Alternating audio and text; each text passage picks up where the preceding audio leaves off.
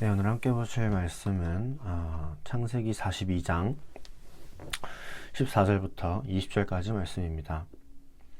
요셉이 그들에게 이르되 내가 너에게 이르기를 너희는 정탐꾼들이라 한 말이 이것이니라.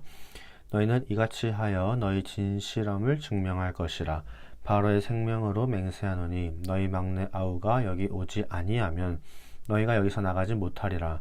너희 중 하나를 보내어 너희 아우를 데려오게 하고 너희는 갇혀 있으라.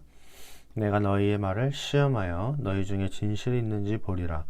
바로의 생명으로 맹세하노니 그리하지 아니하면 너희는 과연 정탐꾼이니라 하고 그들을 다 함께 3일을 가두었더라. 사흘 만에 요셉이 그들에게 이르되 나는 하나님을 경외하노니 너희는 이같이 하여 생명을 보존하라. 너희가 확실한 자들이면 너희 형제 중 한 사람만 그 옥에 갇히게 하고 너희는 곡식을 가지고 가서 너희 집안의 굶주림을 구하고 너희 막내 아우를 내게로 데리고 오라. 그러면 너희 말이 진실함이 되고 너희가 죽지 아니하리라 하니 그들이 그대로 하니라. 아멘. 우리가 살다가 이제 억울한 일을 당할 때가 많이 있어요. 그죠? 그럴 때마다 이제 우리는 참 이 참기가 굉장히 힘든 것 같습니다. 그래서 이렇게 당하고만은 못 산다. 똑같이 뭔가 갚아주려 하기도 하고, 날 힘들게 한 그 사람을 끝까지 미워하기도 해요. 근데 이제 이런 모습들은 어떻게 보면은 성경에서 말하는 모습들과는 조금 거리가 멀죠. 그죠? 뭐, 다른 얘기를 할 게 없이 성경은 원수를 향해서도 사랑하라 라고 하는데, 이 원수라는 존재를 참 우리는 사랑하기가 너무 어려워요. 근데 성경은 그런 사람을 향해서 이제 사랑하라고 우리한테 말하고 있습니다. 이런 걸 보면은 참 성경이 말하는 건 우리의 어떤 생각과 우리의 마음, 내가 하고 싶은 그런 방향성과는 좀 많이 다를 때가 있다라는 걸 느끼기도 해요. 오늘 말씀도 이와 비슷한 상황이 벌어졌습니다. 이제 41장을 보면, 앞장인 41장을 보면은 요셉이 애굽의 총리가 됩니다. 애굽의 2인자가 돼요. 당시 애굽이 가장 강한 나라였어요. 그렇기 때문에 그런 나라의 2인자면 뭐 거의 절대 권력자죠. 자기 위에는 애굽의 왕밖에 없어요. 그런데 이 요셉이 애굽 왕 바로랑 사이가 좋았습니다. 이 바로가 요셉을 좋아했어요. 그러니까 이제 왕하고도 사이가 좋다 보니까 요셉 입장에서는 뭐 딱히 무서울 게 없는 그런 위치였던 거예요. 그런데 하루는 이제 가나안 땅에 심한 기근이 들어서 자기 형들이 애굽의 식량을 가지러 사러 옵니다. 그리고 요셉은 이 형들을 자기는 알아봐요. 근데 형들은 요셉을 못 알아봅니다. 근데 문제는 뭐냐면 이 요셉과 형들의 이 마지막 기억이 좀 문제였어요. 아시겠지만 요셉은 이전에 형들로부터 미움을 굉장히 많이 받았습니다. 그래서 애굽에 팔려가요. 근데 지금 자기가 그 최강국 애굽의 2인자로 있는 그 애굽에 이 형들이 식량을 사러 온 상황이란 말이죠. 그럼 이 요셉의 입장에서는 이 형들이 어떻게 보일까요? 충분히 미워 보일 수 있겠죠.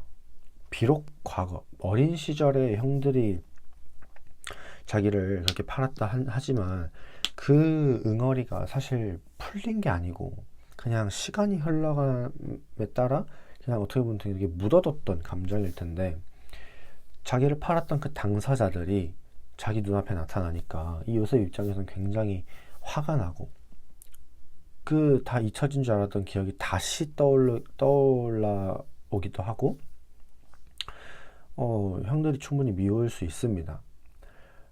자기는 팔려갈 만한 잘못을 한 게 없는데 자기를 그렇게 팔아버리고, 그렇죠? 감정이 충분히 안 좋을 수 있어요. 그런데 요셉은 자기 형들에게 해를 끼치진 않습니다. 요셉은 형들을 알아봐요.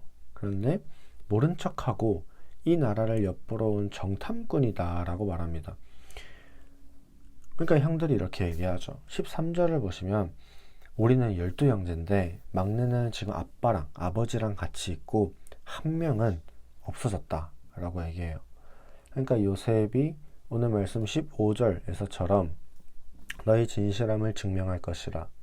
그러니까 니네 말이 진짜인지 증명해라라는 거죠. 너희 막내가 여기로 오지 않으면 너희는 여기서 나가지 못한다 라고 말합니다. 너희가 정말 12형제인지 증명하라는 거죠. 그러고는 형들을 이제 3일 동안 옥에 가둬요. 그리고 3일 후에는 한 사람만 이 옥에 갇혀 있고 나머지는 이제 집으로 돌아가서 너희 그 막내를 데리고 오라라고 합니다. 근데 여기서 요셉의 말들을 우리가 주목할 필요가 있는 게 뭐냐면 너희 진실함을 증명하라, 증명할 것이라 라는 이 요셉의 말은 표면적으로는 거짓이 아니라는 것을 밝히라는 그런 말이지만 그 속에는 이 형들이 과연 베냐민을 형제로 여기고 있는지를 물어보는 거죠.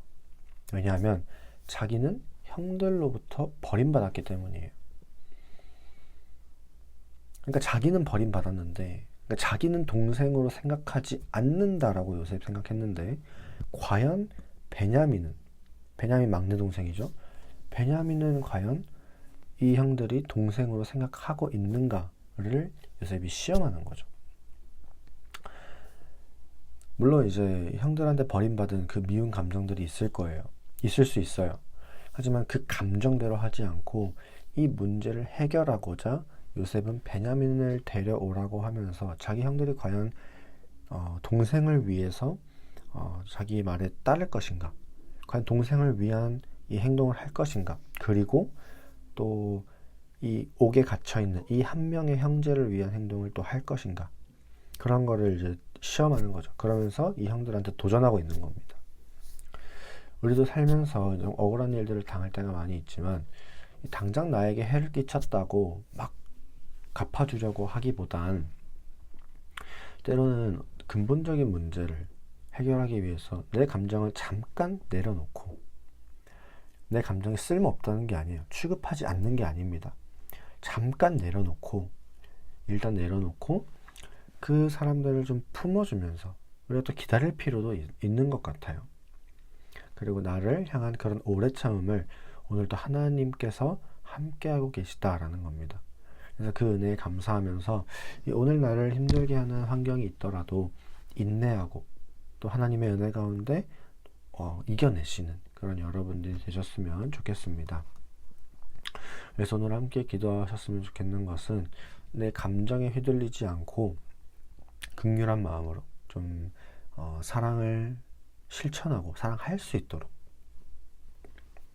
그리고 또 우리가 생각해 보면은 그런 사랑을 베풀고 계시는 분이 있는데 그게 바로 하나님이시죠.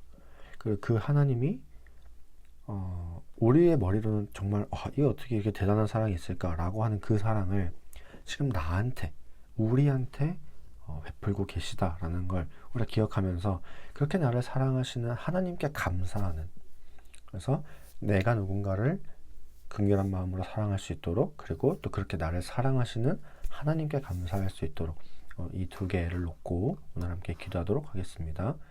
사랑이 많으신 하나님,